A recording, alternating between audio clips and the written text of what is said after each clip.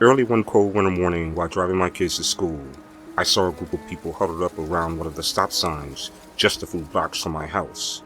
When I rolled down the window and asked what was going on, they said someone had been killed and the body had been dumped right next to the stop sign. Apparently it had been so cold the night before that the grass had stiffened to the point of making a perfect imprint where the body had laid. I couldn't believe it. Talk about a disturbing sight. The imprint was so detailed that you could almost imagine the body itself lying right there. Quickly I rolled up my window and pulled off before my kids could really notice anything. I was sure that this was the end of that situation as I drove away. However, the next morning, when we arrived at the same location, you could still see the imprint of the body just as clear as the day before. Then to top things off, a few people had now come and memorialized the area with flowers and stuffed animals.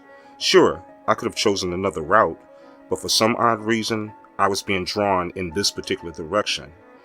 I know most people would have tried to clear their minds by completely avoiding it all, but apparently, I needed to see it a few more times. What was it that kept drawing me back to this spot again and again?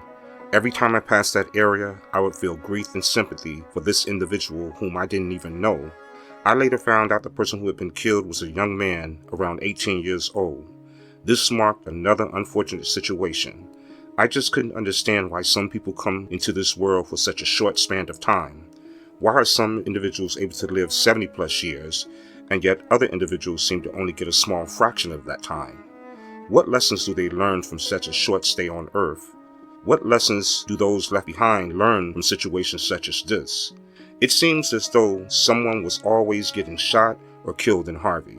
This was routine for a lot of the Chicagoland area, especially during the summertime.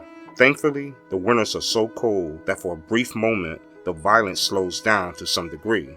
Unfortunately, once summer hits again, the chaos picks right back up. What's really sad about this repeated cycle is that a lot of deaths are children. This has made me often question, how do you really deal with the ongoing loss of life and yet still embrace life? In other words, how do you live with the belief of grace, love, and life being eternal and divine when the present portrait shows the often fragile reality of life? Over the next few weeks, the site where the body lay grew with an abundance of gifts and memoirs. Apparently, he was a loved young man. The saddest part was that this was just one of the few memorials within a small perimeter of Harvey.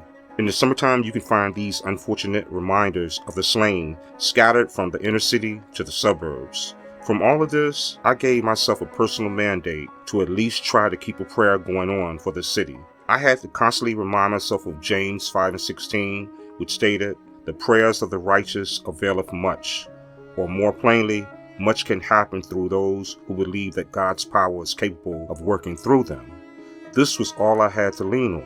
To be honest, there was so much crime going on in overall Chicago that even the churches began to appear hopeless and helpless.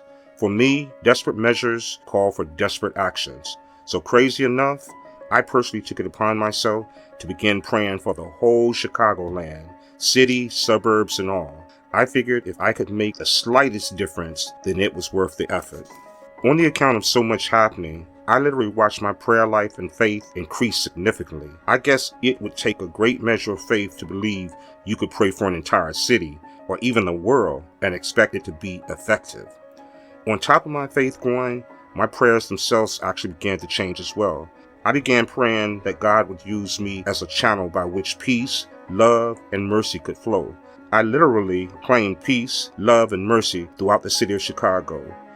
It's my personal belief that if we can consciously hold anything within our heart and focus long enough, to some degree we can have an effect upon it, be it person, place, or thing. As to how much difference I actually made, I'll never know. Although one thing I do know, from that day forth, I've always prayed for Chicago. In fact, my prayers have grown into daily prayers for the nation, the world, and all life.